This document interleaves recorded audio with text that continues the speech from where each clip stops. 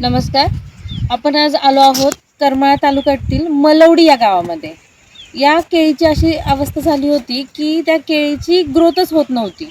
त्यानंतर आपले डिस्ट्रीब्युटर जे आहेत माने साहेब यांची आणि या शेतकऱ्यांची ओळख झाली आणि त्यांना काही प्रोडक्ट सजेस्ट केले. ते दिल्यानंतर आज त्या शेतकऱ्यांना जो रिझल्ट आलेला आहे तो आपण त्यांच्याच तोंडून ऐकूयात. माने सर, काय प्रॉब्लेम आला होता सुरुवातीला केळीमध्ये?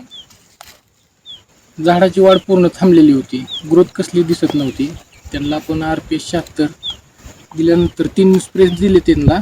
त्या स्प्रेमध्ये त्यांच्या झाडाची वाढ छान झालेली आहे. 1 ते 1.5 फुटापर्यंत हाईट होती झाडाची. आता ही झाडाची साईज भरपूर मोठी दिसते आपल्याला, 4 फुटापर्यंत साईज दिसते. आणि पानांचा पण रंग बदललेला आहे. पहिला पानांचा रंग पिवळा दिसत होता आणि पूर्ण पोगे पानाच्या दिशेला कललेले होते. तर ते पूर्ण त्यांचा प्रॉब्लेम सॉल्व्ह झालेला आहे. तुम्ही एक शेतकरी म्हणून तुम्ही रोज प्लॉटमध्ये असता, तर तुम्हाला काय बदल दिसतोय त्याच्यामध्ये? आमची झाडं पहिली लहानच होती, 1-1.5 फुटापर्यंतची. तर आता माने सरांनी ही RPS 76 दिल्यापासून 3 फवारण्या घेतल्या. आता आमची 4 फुटापर्यंत हाईट गेली आहे आणि हिरवीगार झाडे अशी आहेत. जी व्हायरसची झाडं तुम्हाला दिसत होती ती काय आता दिसतात का? आता नाही एवढी दिसत व्हायरसची झाड. RPSच्या अगोदर तुम्हाला दिसत होती? RPSच्या अगोदर वापरण्या अगोदर होती झाड.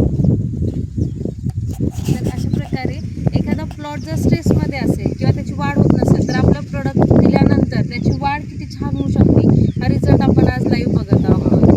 आणि पोगा पण आपण बघतोय, प्लॉटचा पोगा पण अतिशय चांगला आहे. ज्या केळीचा पोगा हेल्दी, तर आपल्याला त्याच्यावरनं लक्षात येतं की त्याची रूट जे आहेत, मुळं जे आहेत, त्याचं कार्य व्यवस्थित चालू आहे हे आपल्याला पोग्यावरनं दिसतं. तसं 2 पानामध्ये जे अंतर आहे याचा अर्थ जे काही पिकांनी घेतलेलं अन्नद्रव्य आहे त्याचं डायजेशन व्यवस्थित होत आहे, की त्याच्या पानामधला गॅप जो आहे तो आपल्याला सांगतोय. तर अशा प्रकारे आपल्या प्रोडक्टचे जे काही रिझल्ट आहेत ते अतिशय सुंदर रिझल्ट आपल्याला या प्लॉटमध्ये जाणवत आहेत.